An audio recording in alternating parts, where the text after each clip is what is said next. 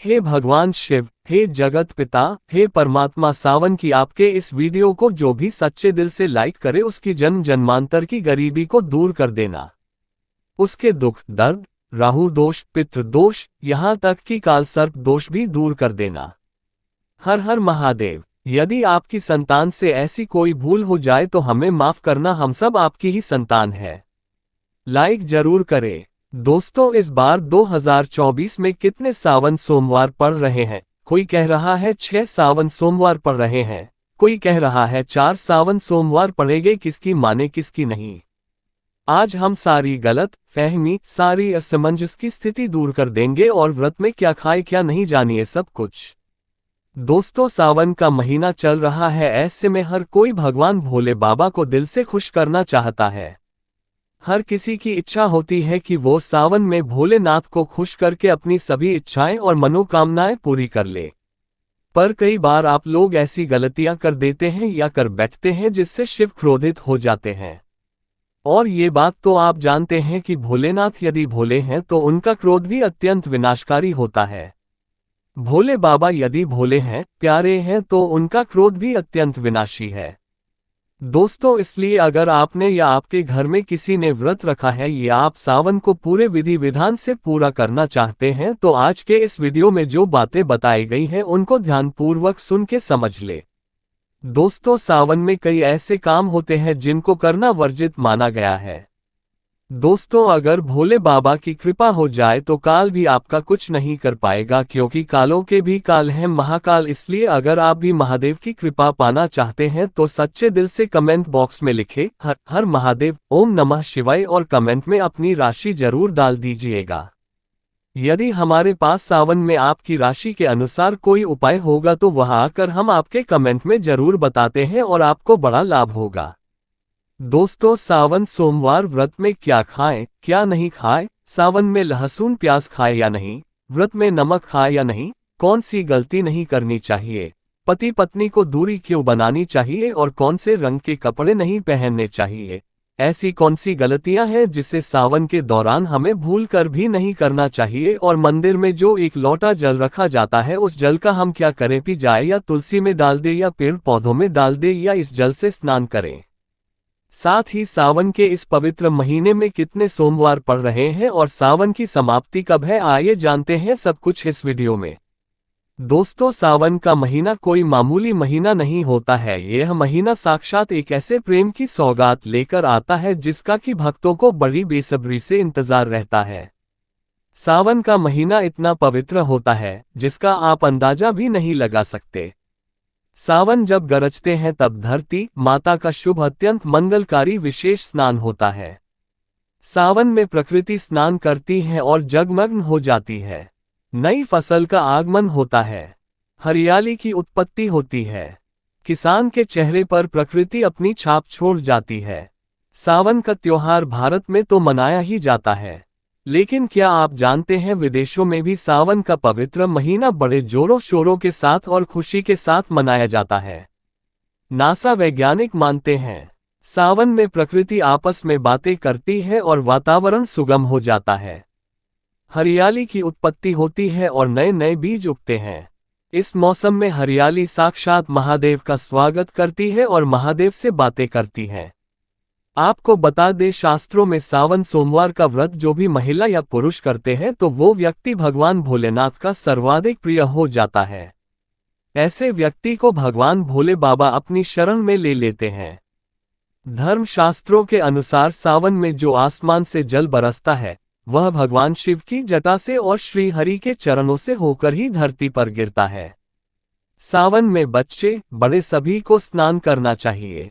साक्षात भगवान शिव और श्री हरि का आशीर्वाद बरसता है। सावन में स्नान करने वाले छोटे छोटे शिशु, छोटे बालक, बच्चे, बूढ़े बुजुर्ग, महिलाएं जब स्नान करते हैं तो इससे वह बीमारी से मुक्त हो जाते हैं। तो साक्षात सावन में स्नान नहीं करते, बारिश में स्नान नहीं करते, वह पापी कहलाते हैं। इसीलिए पाप से बचने के लिए सावन में स्नान, बरसात में स्नान अवश्य करना चाहिए।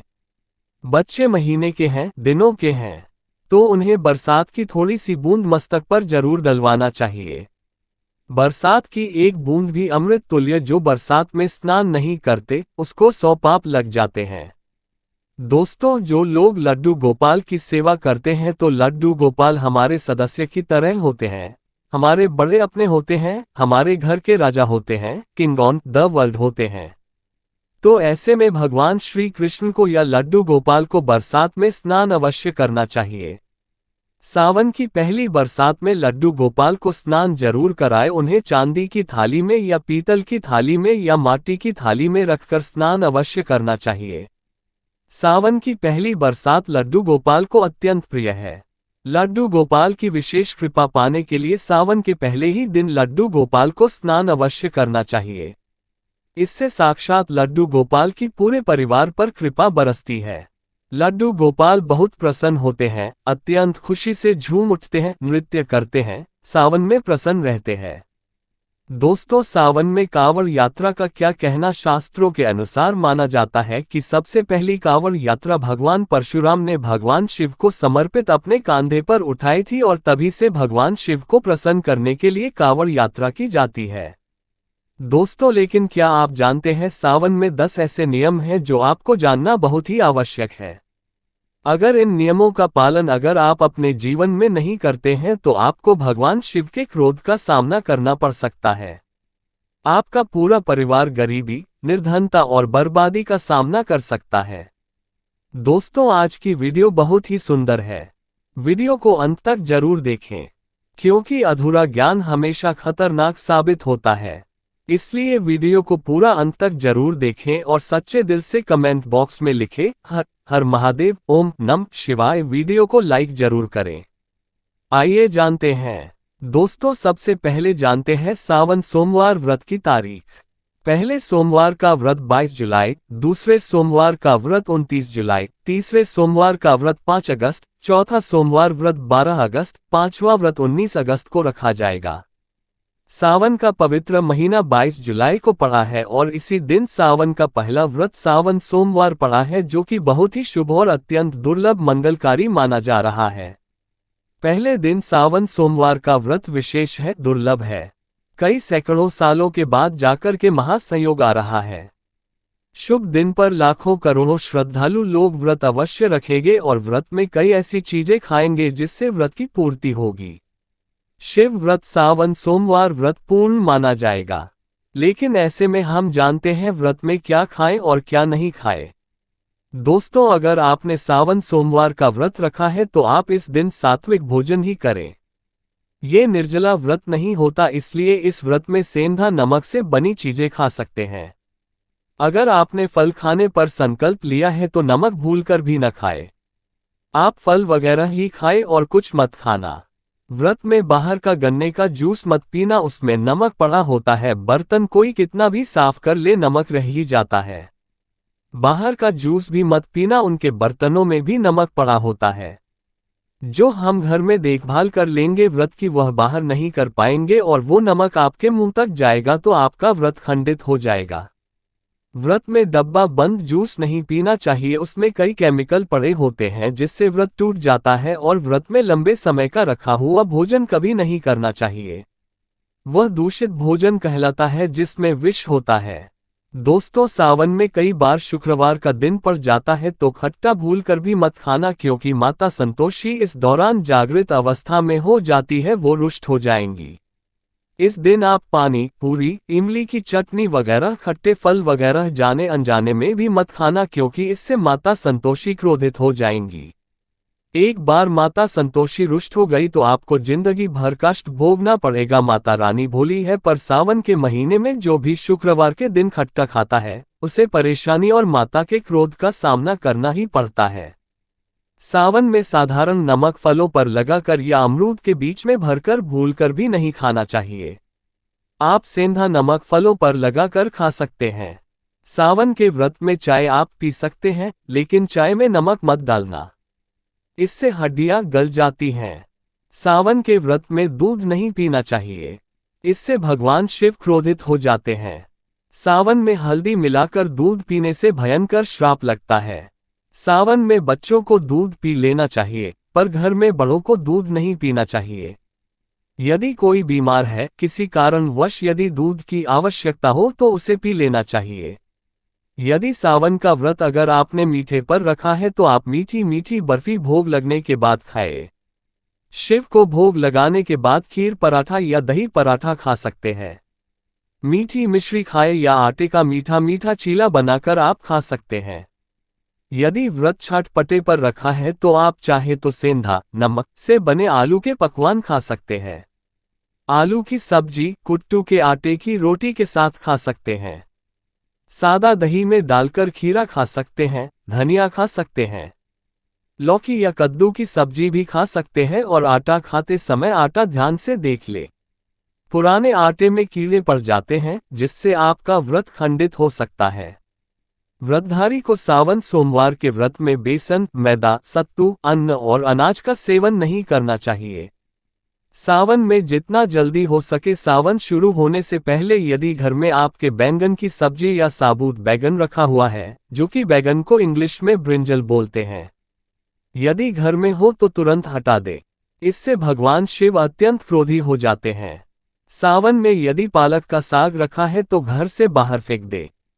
साग सब्जियां सावन में खाना वर्जित होती हैं। खासकर बैंगन तो घर में भूल कर भी नहीं रखना चाहिए, नहीं तो घर हो जाएगा कंगाल। भगवान शिव क्रोधित हो जाते हैं। सावन में घर में बैंगन रखने से विनाश होता है। इसके अलावा अन्य किसी भी व्यक्ति को मांस, मदिरा, लहसुन, प्याज इत्यादि का भी सेवन नहीं करना चाहिए। वहीं व्रत रखने वाले व्यक्ति को धनिया पाउडर, मिर्ची पाउडर, सादा नमक का सेवन भूलकर भी नहीं करना चाहिए। गरम मसाला या पैकेट पर सामग्री बिना पढ़े कोई भी डब्बा बंद पैकेट कुछ भी नहीं खाना चाहिए। 90% डब्बा बंद सामान में पैकेट में लहसुन प्याज पड़ा होता है। आप कभी इंग्रेडिएंट्स पढ़ सकते हैं। लहसुन प्याज सबसे ज्यादा इस्तेमाल होता है डब्बा बंद चीजों में, और सावन में यदि हमने गलती से यह चीज खा ली तो हमारा व्रत टूट सकता है। सावन में चाहे आपका व्रत हो या ना हो, किसी भी व्यक्ति को खड़ी पकौड़ा नहीं खाना चाहिए, और वही पत्तेदार सब्जियां, पालक, मेथी, लाल भाजी, बथुआ, पत्ता गोभी जैसी सब्जियां या साग सब्जियां भूलकर भी नहीं खानी चाहिए। ये जहर के समान मानी जाती है। इसमें कीड़े आ जाते हैं, सांप बिच्छू वगैरह आ जाते हैं, और जो भी व्यक्ति सावन में बैंगन की सब्जी खाता है उस व्यक्ति को घोर पाप लग जाता है। इसी कारण लोग द्वादशी और चतुर्दशी पर बैंगन नहीं खाते। पत्तेदार सब्जियां क्यों नहीं खाई जाती, इसके पीछे एक कथा है, मैं आपको बताऊंगा दोस्तों। सावन के पवित्र महीने में कौन सी गलतियां नहीं करनी चाहिए। ये गलतियां पाप का भागीदार तो बनाती ही है, साथ ही साथ ऐसा व्यक्ति नरक में अटका ही रह जाता है। सावन में घर के सभी लोगों को सुबह जल्दी उठना चाहिए और जितना जल्दी हो सके कम से कम पहला सावन स्नान अवश्य करें। परिवार में सबको स्नान करना चाहिए। यदि कोई बीमार है तो उस पर गंगा जल के छींटे मार दे। सावन में किसी भी गरीब का अपमान न करें। क्या पता उस गरीब के रूप में भगवान शिव हो, क्योंकि भगवान शिव सावन में अपने भक्तों की परीक्षा लेने आते हैं। सावन में देर तक सोने वाली महिला का पति बर्बाद हो जाता है और उसकी मृत्यु निकट भविष्य में जल्दी हो जाती है। इसलिए पति के उठने से पहले सावन में हर स्त्री को जल्दी उठ जाना चाहिए और भगवान शिव की पूजा करनी चाहिए। सोमवार व्रत आपको अवश्य करना चाहिए। ऐसा करने से धन लक्ष्मी का वास होता है। सावन में पति पत्नी को सहवास नहीं करना चाहिए। अगर आपने व्रत रखा है या आपकी पत्नी ने व्रत रखा है तो आप दूरी बनाकर रखें, क्योंकि इस दौरान ऐसा व्यक्ति भगवान शिव की शरण में होता है। सावन में घनघोर काले वस्त्र पहनकर शिव मंदिर में नहीं जाना चाहिए। चाहे तो आप घर में काले वस्त्र पहन सकते हैं, लेकिन मंदिर में भूलकर भी मत जाना और न ही व्रत में काले वस्त्र पहनना चाहिए। वैसे तो सावन में लहसुन प्याज नहीं खाना चाहिए, पर यदि आपका व्रत है तो उस दिन पूरे परिवार को लहसुन प्याज से परहेज करना चाहिए। सावन के महीने में घर में गंदगी नहीं होनी चाहिए, इससे प्रकृति नाराज हो जाती है। सावन में आपके घर का जो मंदिर है उसमें माचिस के खाली पड़े डिब्बे या माचिस नहीं रखनी चाहिए। सावन में घर में किसी भी व्यक्ति को गाली नहीं देनी चाहिए, चुगली आदि नहीं करनी चाहिए। पत्नी को अपशब्द नहीं कहने चाहिए और न ही पति को अपशब्द कहने चाहिए। इससे भगवान शिव आपको श्राप दे देते हैं। सावन में जो भी व्यक्ति दूध में हल्दी डालकर पीता है, उसके ऊपर महाकाल का क्रोध बरसता है। सावन में बाल, नाखून, दाढ़ी वगैरह नहीं बनवाना चाहिए। ये आपको पहले कर लेना चाहिए। कोई ज्यादा समस्या हो तो आप ऐसा कर सकते हैं, पर शिव जी से क्षमा अवश्य मांग लें। सावन में शरीर पर तेल नहीं लगना चाहिए। यदि आपका व्रत है तो आप शरीर पर तेल न लगाए दोस्तों। माता पिता का सम्मान करना चाहिए, क्योंकि माता पार्वती और पिता भगवान शिव को माना जाता है। इसलिए माता पिता में इन दोनों का वास होता है। माँ पिता का आदर करने से भगवान शिव और माँ पार्वती प्रसन्न होते हैं। सावन में देवी देवता से जुड़ी कोई भी शुभ चीज उपहार के तौर में कभी किसी को मत देना, नहीं तो भगवान शिव आपके घर से सदैव के लिए चले जाएंगे। दोस्तों, अब जानते हैं सावन के इस पवित्र महीने में शिवलिंग पर कौन कौन सी चीजें नहीं चढ़ानी चाहिए, जिससे आपको पाप न लगे। शिव पुराण के अनुसार शिव भक्तों को कभी भी भगवान शिव को तुलसी, हल्दी और सिंदूर सहित ये 6 वस्तु नहीं चढ़ानी चाहिए। पौराणिक कथा के अनुसार केतकी के फूल ने ब्रह्मा जी के झूठ में साथ दिया था, जिससे नाराज होकर भगवान भोलेनाथ ने केतकी के फूल को श्राप दिया। इसलिए केतकी का फूल शिवलिंग पर नहीं चढ़ाया जाता और वहीं नारियल का पानी भी शिवलिंग पर कभी भी अर्पित नहीं करना चाहिए। शंख से जल भी भगवान भोलेनाथ को नहीं चढ़ाना चाहिए। शास्त्रों के अनुसार सुबह 5 बजे से लेकर सुबह 11 बजे तक शिवलिंग पर जल चढ़ाना बहुत ही शुभ और अत्यंत मंगलकारी होता है। कभी भी शाम के समय शिवलिंग पर जल न चढ़ाए। शास्त्रों के अनुसार शिवलिंग पर काली मिर्च चढ़ाने से रोगों का नाश होता है। इसके साथ ही सुख समृद्धि की प्राप्ति होती है। घर में कभी भी अंगूठे के आकार से बड़ा शिवलिंग नहीं रखना चाहिए और शिवलिंग पर जलधारा अवश्य होनी चाहिए। भगवान भोलेनाथ को टूटे हुए अक्षत कभी अर्पित नहीं करने चाहिए, इससे वो क्रोधित हो जाएंगे। सावन के पवित्र महीने में कटे फटे बेलपत्र शिवलिंग पर अर्पित नहीं करने चाहिए। बेलपत्र की संख्या 3 होनी चाहिए। बेल पूरे साबुत होने चाहिए, लेकिन आप 6 महीने पुराने बेलपत्र भी शिवलिंग पर अर्पित कर सकते हैं, लेकिन वो कटा फटा न हो। 6 महीने तक बेलपत्र पवित्र और शुभ माना जाता है। सच्चे दिल से बेलपत्र शिवलिंग पर चढ़ाने से सभी मनोकामनाएं पूर्ण हो जाती है। भगवान शिव को दूध में पानी डालकर नहीं अर्पित करना चाहिए, इससे आपको फल भी इसी तरह ही मिलेगा। भगवान शिव को एक बूंद भी आप अर्पित कर सकते हैं, पर दूध शुद्ध होना चाहिए और आपका मन भी शुद्ध होना चाहिए। शास्त्रों के अनुसार पीतल के कलश से शिवलिंग पर दूध चढ़ाना सबसे उत्तम बताया गया है। धार्मिक कर्म कांड में पीतल के बर्तनों का विशेष महत्व बताया गया है। विवाह आदि के कार्यों में इसलिए पीतल के बर्तनों का प्रयोग किया जाता है। आपको बता दें, सोमवार को पीतल के कलश से ही शिवलिंग पर दूध से अभिषेक शुभ बताया गया है। स्टील और प्लास्टिक से बने बर्तन का प्रयोग न करें। शिवलिंग पर जल चढ़ाते समय वो जल आपके पैरों के पास नहीं जाना चाहिए, अशुभ माना जाता है। उसे लांघना भी नहीं चाहिए, उसे हम जल हैरी कहते हैं। सावन में जल अपने घर का होना चाहिए। मंदिर से जल भरकर मंदिर में ही अर्पित नहीं करना चाहिए, इससे आपका भाग्य खराब हो सकता है। दोस्तों, सावन में ये चीज खा लेने से दुनिया की कोई भी ताकत आपको धनी होने से रोक नहीं पाएगी। मैं ईश्वर की सौगंध खाता हूँ, अगर आपने सावन में ये चीज खा ली तो आपको करोड़पति होते देर नहीं लगेगी, लेकिन सच्चे दिल से ही खाना है। आइए जानते हैं, सावन में शिव भक्तों को शिवलिंग पर चढ़ा हुआ प्रसाद के रूप में धतूरा जरूर खाना चाहिए। इसे आपको ज्यादा नहीं खाना है, बस अपनी जुबान पर हल्का सा टच करना है। ज्यादा खाएंगे तो आप बीमार पड़ जाएंगे, इसलिए बस टच कर ले। आप देखना, आपके अंदर सकारात्मकता का संचार होगा और आपको धनी होने से कोई नहीं रोक पाएगा। दूसरा है बेलफल। बेलफल प्रसाद के रूप में खाने से माता पार्वती के साथ साथ भगवान शिव की कृपा भी बरसेगी और समस्त 33 कोटि देवी देवता आपको धनवान बनाएंगे। बस ये चीजें आपको खाना है और आप खुद देखना, आपको धनी होने से दुनिया की कोई भी ताकत रोक नहीं पाएगी। दोस्तों, आखिरी में अब हम जानते हैं सावन में जो घर के मंदिर के अंदर जो एक लोटा जल रखा जाता है उसका क्या करें? मंदिर का लोटा कैसा हो, पीतल का हो, तांबे का हो, और मंदिर में जो एक लोटा जल रखा होता है उस जल का हम क्या करें? कुछ लोग करते हैं सावन में गलती और बाद में पछताते हैं। ऐसी गलती आप कभी मत करना, नहीं तो कंगाल हो जाओगे, बर्बाद हो जाओगे। मंदिर में एक लोटा जल ऐसे कभी मत रखना, इससे भोले बाबा आप प्रसन्न हो जाते हैं।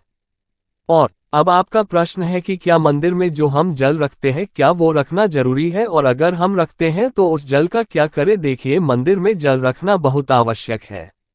जल एक ऐसी चीज होती है जिसमें सभी प्रकार की जो एनर्जी होती है उन ऑब्जर्व हो जाती है। तो जो हम पूजा पाठ करते हैं, मंत्रों का जप करते हैं या वहां पर प्रार्थना करते हैं, जो भी हमारे अपने मन की कामना भी कहते हैं भगवान से, तो सभी चीजें उस जल में समाहित हो जाती है। इसलिए पूजा करने से पहले घर के मंदिर में एक लोटा जल रखा जाता है और उसके बाद दीपदान मतलब एक दीपक प्रज्वलित कर दिया जाता है। यह अग्नि और जल का एक तरह से बैलेंस भी हो जाता है और इसीलिए शास्त्रों के अनुसार घर के मंदिर में एक लोटा जल भी हमेशा होना चाहिए और दीपक भी प्रज्वलित करना चाहिए। तो अब इस जल का करना क्या चाहिए?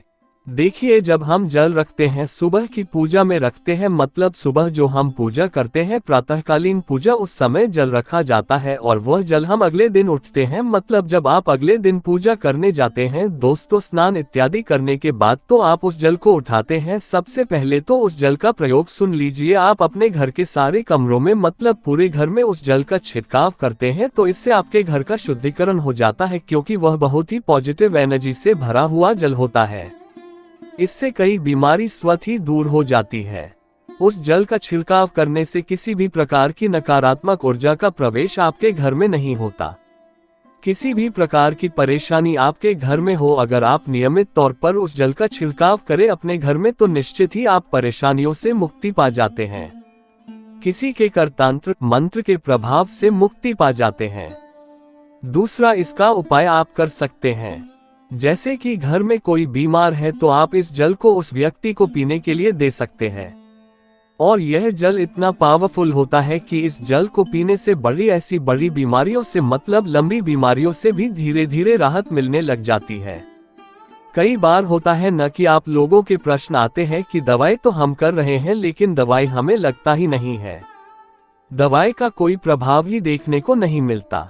तो ऐसे में अगर दवाई के साथ साथ उस जल को पीने के लिए रोगी को दिया जाए, यानी मेडिसिन इसी पानी से अगर खाई जाए, तो बहुत अच्छी दवाइयां काम करने लग जाती है। और जैसे कि परिवार में अगर बहुत अधिक कलह क्लेश रहता है, हमेशा आपस में सामंजस्य बनता ही नहीं है, आपस में हर बात पर मतभेद होता है, तो परिवार के सभी सदस्य इस जल में से अगर थोड़ा थोड़ा पीते हैं तो धीरे धीरे विचारों में परिवर्तन आने लग जाता है। सकारात्मक विचार सभी के होने लग जाते हैं और आपस में समन्वय होने लग जाता है। घर से कलह क्लेश और मतभेद हमेशा के लिए समाप्त हो जाते हैं। और मंदिर में रखे हुए जल का अगला उपाय क्या है? देखिए, अगर आप कोई दुकान करते हैं, कोई व्यापारिक स्थल है आपका, तो प्रतिदिन इसी जल में से थोड़ा सा जल ले जाकर दुकान पर व्यापारिक स्थल पर छिड़काव कीजिए। इससे आपका दुकान आपका काम बहुत अच्छा चलता है, मतलब किसी भी प्रकार की परेशानी आपके व्यापारिक स्थल पर नहीं आती है, क्योंकि जैसा मैंने आपको बताया ये जो जल होता है बहुत पावरफुल होता है, बहुत पॉजिटिव होता है। अब मंदिर में रखा एक लोटा जल पावरफुल और पॉजिटिव से भरा क्यों होता है? क्यों? इसमें सकारात्मक ऊर्जा का भंडार होता है। आइए जानते हैं। देखिए, जल जो होता है अमृत हुआ, मीठे मीठे फल हुए, भोजन हुआ, अनाज हुआ, उससे भी बढ़कर माना जाता है। देवी देवता आपके दिए हुए इसी जल को ग्रहण करते हैं। मंदिर में एक लोटा जल रखना उतना ही जरूरी है जितना आप सुबह दोपहर शाम का भोजन करते हैं। जब हम भगवान की पूजा करते हैं और तांबे के पात्र में या पीतल के पात्र में एक लोटा जल जरूर रखते हैं। जल जो होता है सागर रूपी होता है और यही सागर आपकी नया पार लगता है। मंदिर में एक लोटा जल रखने का कारण एक और यह होता है कि जो लोग भगवान को डेली भोजन नहीं करा सकते, तो वह मंदिर में एक लोटा जल रखते हैं ताकि भगवान इसे ग्रहण करे और यह जल रूपी प्रसाद इसके अगले दिन ये सुबह के समय आप प्रसाद समझकर ग्रहण करें। लेकिन याद रहे, मंदिर में रखा लौटा जल कभी भी तुलसी में अर्पित नहीं करना चाहिए। उसके लिए आप अलग से तांबे के पत्र से तुलसी में जल अर्पित कर सकते हैं, क्योंकि यह जल सभी देवी देवता ग्रहण करते हैं, तो इसीलिए तुलसी में डालना वर्जित है। लेकिन हाँ, अगर आपके घर में लड्डू गोपाल है, राधा कृष्ण है और आप एक लोटा जल उनके लिए अर्पित करते हैं, तो आप अगले दिन यानी सुबह के समय वह जल तुलसी में चढ़ा सकते हैं। मंदिर में जो एक लोटा जल रखा होता है, उसके अगले यानी सुबह के समय आप इस जल से अपनी आंखें जरूर धोया करें।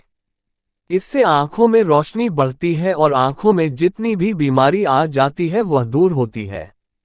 शास्त्रों के अनुसार जो लोग मंदिर में एक लोटा जल भर कर नहीं रखते, तो उनके घर में अकाल पड़ जाता है, घर कंगाल हो जाता है, बर्बाद हो जाता है, परिवार में मुसीबतें आ जाती हैं और गरीबी का आगमन हो जाता है। आप चाहें तो एक लोटा जल में पुष्प आदि डालकर रख सकते हैं। बहुत ही शुभ माना जाता है। मंदिर में जो जल रखा जाता है उससे हम और क्या क्या कर सकते हैं, आइए जानते हैं। तो इस जल का छिड़काव करने से बहुत सारी परेशानियां स्वतः ही समाप्त हो जाती है। जैसे अगर आपके दुकान पर किसी की नजर लगी है, बहुत से लोगों के प्रश्न आते हैं कि हमारे काम को किसी ने बांध दिया है, मतलब किसी की बुरी नजर ऐसी लग गई है कि पहले तो दुकान बहुत अच्छी चलती थी, अब नहीं चल रही है, तो आप इस उपाय को कर सकते हैं। निश्चित ही बहुत जल्द ही आपको परेशानियों से मुक्ति मिल जाती है और दिन दुगनी रात चौगुनी आपके व्यापार में तरक्की होती है। और हाँ, मंदिर में रखे हुए जल को आप अपने घर की रसोई में, खाना बनाने में, पीने में भी प्रयोग कर सकते हैं। लेकिन खाना बनाने में प्रयोग तभी कीजिए जबकि आपके घर में बिल्कुल सात्विक भोजन बनता हो, मतलब लहसुन प्याज अगर आपके घर में बनता हो तो खाना बनाने में इस जल का प्रयोग नहीं किया जा सकता है। फिर आप इस जल को थोड़ा थोड़ा परिवार के सदस्य मिलकर ग्रहण कर सकते हैं और बचे हुए जल को आप अपने घर में पौधों में डाल सकते हैं। तो देखिए, ऐसा नहीं है कि मंदिर पर रखा हुआ जल बेकार होता है, किसी काम का नहीं होता है, बहुत सारे उपयोग इस जल के होते हैं। अगर हम सही तरीके से प्रयोग करें तो अपने जीवन की बहुत सारी परेशानियों का समाधान मात्र इस एक लोटा जल से हम कर सकते हैं। तो ध्यान रखिए कि मंत्रों से अभिमंत्रित जल बहुत महत्वपूर्ण होता है, बहुत शक्तिशाली होता है और हमारे घर के मंदिर पर रखा हुआ जल देवताओं का आशीर्वाद होता है, क्योंकि पूरे समय वह देवताओं के पास होता है, देवी देवता वहां पर रहते हैं, तो उस जल में हर प्रकार की शक्ति समाहित होती है जो कि सकारात्मक शक्तियां होती है। और इस जल का प्रयोग अगर हम सही तरीके से करते हैं, मतलब उसको पीने में करते हैं, खाना बनाने में करते हैं, घर में जल का छिड़काव करने में करते हैं, तो इससे हमारी समस्याओं का समाधान होता है। और अगर कोई भी कार्य नियमित तौर पर मतलब प्रतिदिन किया जाता है तो उसका हमें लाभ प्राप्त होता है। कभी कभी करेंगे तो निश्चित ही आपको उतना लाभ दिखाई नहीं देगा, लेकिन अगर आप नियम बना लेंगे कि हर रोज उसी जल से घर में छिड़काव करना है, घर में प्रत्येक व्यक्ति को थोड़ा थोड़ा पीने के लिए देना है, बचे हुए जल को पौधों में डाल दीजिए, दुकान पर छिड़क दीजिए, अपने घर के व्यापारिक स्थल पर छिड़काव कीजिए, बच्चों की बुक्स शेष में, अपने घर की तिजोरी में, हर जगह इस जल का छिड़काव कीजिए और नियमित तौर पर कीजिए। चमत्कार आपको निश्चित ही देखने को मिलेगा। इसी प्रकार से जो रसोई में रखा हुआ जल होता है उसका छिड़काव अपने घर के मुख्य द्वार पर कीजिए, तो इसका भी आपको लाभ बहुत ही शीघ्र दिखाई देगा। लेकिन इसे अपने रूटीन में शामिल करना होगा, प्रतिदिन नियम से यह कार्य करना होगा, तभी आपको लाभ देखने को मिलेंगे। और हाँ, कई लोगों के प्रश्न आते हैं कि मंदिर पर जो रखा हुआ जल होता है तो जब हम अगले दिन उठाते हैं तो उसमें कई बार कुछ चीजें पड़ जाती है, कोई कीड़े मकोड़े पड़े जाते हैं क्योंकि खुला होता है, तो क्या हम उससे ढक सकते हैं? जी हाँ, बिल्कुल ढक सकते हैं। जब आप पूजा करते हैं सुबह के समय, तो जब तक पूजा कर रहे हैं, जब तक मंत्रोच्चारण कर रहे हैं, तब तक जल खुला रखिए और उसके बाद जैसे कि आप पूजा पर से उठते हैं तो उससे पहले जल को किसी भी प्लेट से या कटोरी से ढक दीजिए। फिर जब आप अगले दिन उस जल को उठाएंगे तो बिल्कुल शुद्ध और साफ सुथरा जल आपको मिलेगा और उस जल का प्रयोग आप अपने किसी भी कार्य में कर सकते हैं। और दोस्तों, आप जब भी घर के मुख्य द्वार पर जल छिड़काव करें तो गणेश जी भगवान का यह मंत्र जरूर बोले, ओम गणपते नमः। और जो हमने आपको वीडियो में बताया है उसे ध्यान पूर्वक अच्छी तरीके से समझकर अपने घर के मुख्य द्वार पर जल का छिड़काव करें। दोस्तों, अगर आप वाकई में भगवान शिव से प्यार करते हैं तो कमेंट बॉक्स में हर हर महादेव अवश्य लिखकर जाए, भोले बाबा आपकी सभी मनोकामना अवश्य पूर्ण करेंगे। महादेव के लिए एक लाइक तो बनता है।